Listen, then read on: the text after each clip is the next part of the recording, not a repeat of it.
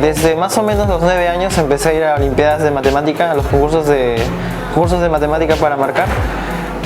Al principio no me iba muy bien, pero no fue sino hasta más o menos la quinta o la cuarta Olimpiada que llegué a ir, que ya quedé entre los 3 primeros. De esa vez en matemática no tuve muchos más logros en concursos nacionales para marcar, pero el colegio me propuso ir a Olimpiadas de Matemática.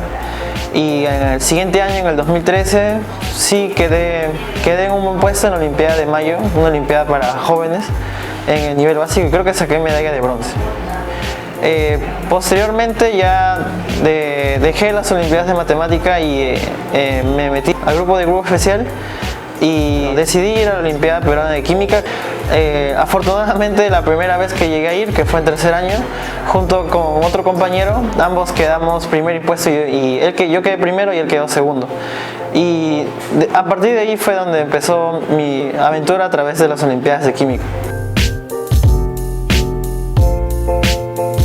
Las matemáticas en realidad me gustan bastante, me siguen gustando de hecho, pero por alguna razón en ese momento en donde no me fue muy bien en las Olimpiadas de Matemática, me sentía sentía que podía hacer mejores cosas con mis conocimientos, entonces decidí aprender más cursos, por eso decidí irme al grupo especial. Y ya estando en grupo fue que desarrollé el gusto por las ciencias, sobre todo por la física y por la química. Obviamente no dejé de lado la matemática, siempre me ha gustado la matemática y siempre me va a gustar, pero la física y la química me fascinaron bastante. Creo yo que en gran medida fue por los buenos profesores que tuve, que nos enseñaban las cosas de una diferente manera. También la biología, solo que la biología dejó de gustarme un poco cuando fui al grupo porque veía que eran bastantes temas y cosas que aprender. Y en lo particular a mí no me gustan mucho las cosas de memoria.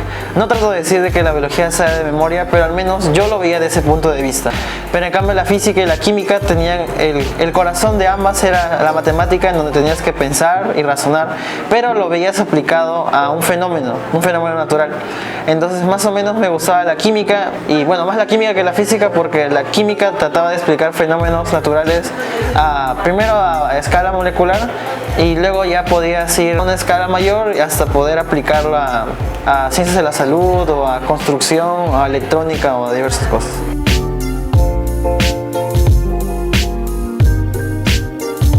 Genera en los alumnos o en los humanos, en las personas en general, un pensamiento crítico acerca de la realidad, en donde no solamente le hacen caso a una hoja en donde leen lo que dicen y lo hacen, sino que se preguntan por qué deben hacer esas cosas. Y creo que eso es algo que nos falta no solamente al Perú, sino al mundo, que es preguntarnos por qué hacemos diversas cosas. Solamente hacemos las cosas porque nos la dicen y no porque sabemos que en realidad, qué es lo que en realidad está pasando con el mundo.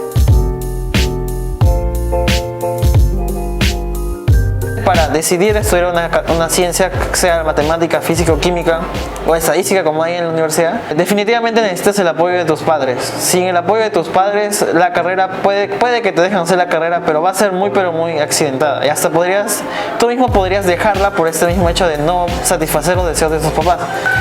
Otro factor importante es el interés que le ponen los alumnos a sus carreras, puesto que en la universidad me he dado cuenta que existe mucha gente que es muy buena, pero no son constantes, es decir, sacan muy buenas notas al principio del ciclo y creen que ya tienen pasado el ciclo, y al final la mayoría de gente suele bajar sus promedios porque está muy confiada, sobre todo los que sacan buenas notas. Entonces, a veces en el colegio tú te crees ser el mejor, probablemente a veces lo eres, a veces no, pero cuando vas a la universidad te das cuenta que hay mucha gente como tú que también es muy buena.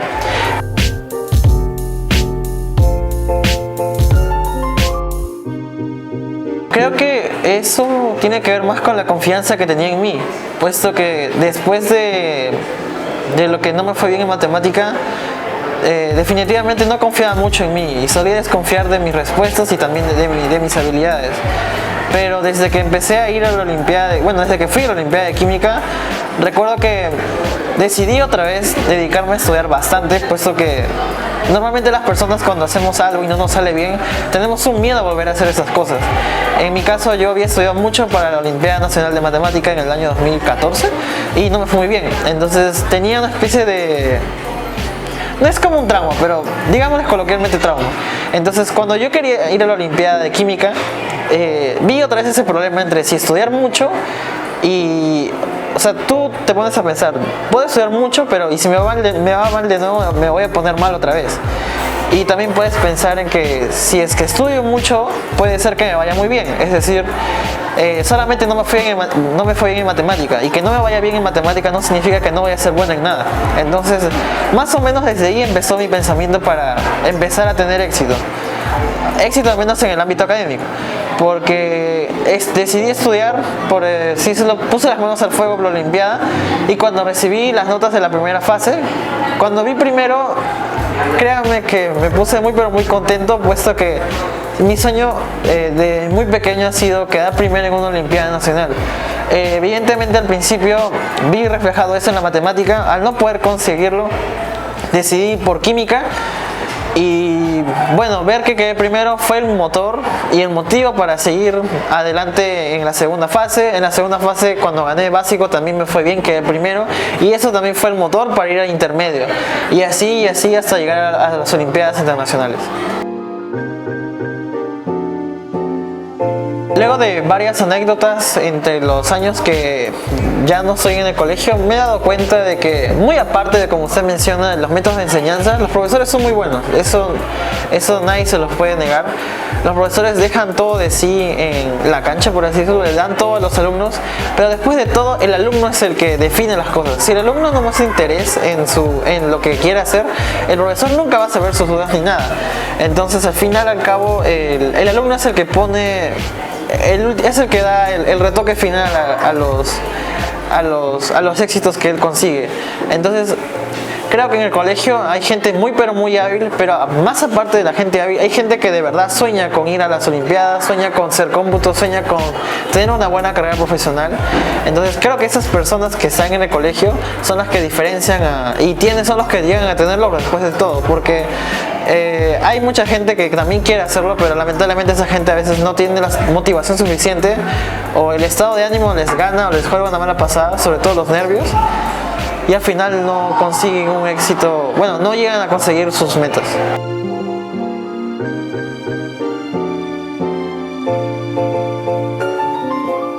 Matemática, al menos, lo que siempre voy a rescatar es que quedé medalla de bronce en la Olimpiada de Mayo en el 2013 y 2014, ajá. Luego, en matemática, mi último logro fue ir a la UNEM en el año 2016, quedé medalla de plata. Curiosamente no estaba en matemática, pero igual, por una razón, llegué a ir hasta la final. Es decir, cuando quería ir a la final de la UNEM no pude, pero cuando estaba yendo porque el colegio me estaba mandando y todo, al final llegué a ir a la final. Un extraño caso de a veces cómo los nervios nos pueden jugar malas pasadas. Pero de los que sí definitivamente son mis pilares, por así decirlo, son los que conseguí química. Fui bicampeón nacional en el 2015 y 2016 en básico e intermedio, y luego en el 2017 saqué medalla de oro en la Olimpiada Internacional de Química en Tailandia, y también saqué medalla de oro en la Olimpiada Iberoamericana de Química, que fue en Perú, de hecho, fue en Lima.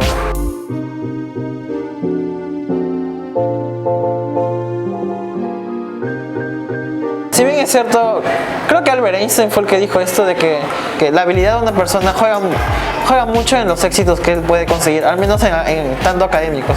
Pero lo que al final define de ello es la constancia y la perseverancia que le ponen a sus metas y a sus logros.